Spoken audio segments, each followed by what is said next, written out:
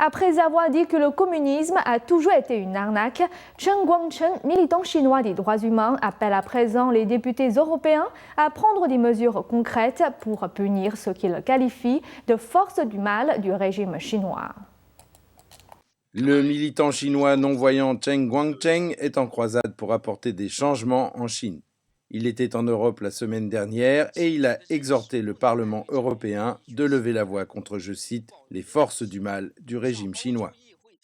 Le Parlement européen devrait refuser l'entrée à ces fonctionnaires du Parti communiste qui défient ouvertement la justice de l'humanité et également geler tous leurs avoirs en Europe. Chen Guangcheng était un militant passionné contre la politique brutale de l'enfant unique de la Chine.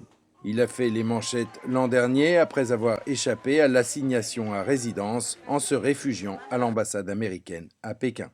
Les législateurs européens à l'audience ont dit qu'il est possible de faire ce que Chen Guangcheng propose pour punir les violateurs des droits en Chine. C'est certainement faisable. C'est en fait ce que nous mettons déjà en pratique avec de nombreux autres fonctionnaires et membres du gouvernement d'autres pays.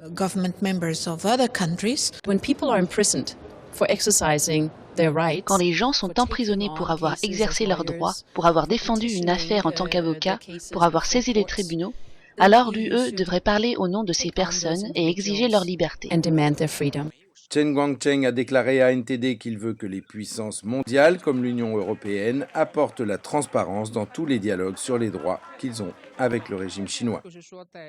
À l'avenir, ces pourparlers au sujet des droits de l'homme doivent être aussi ouverts et transparents que possible. Il faudra également être précis concernant les mesures à prendre, plutôt que de simplement dire qu'ils en ont parlé. Qu'est-ce qui a été dit? Qui a dit quoi? Il faudra être le plus précis possible. La visite européenne de Chen Guangcheng fait suite à une audience conjointe américano-européenne en mars pour une alliance transatlantique afin de mettre en évidence les violations des droits de l'homme en Chine.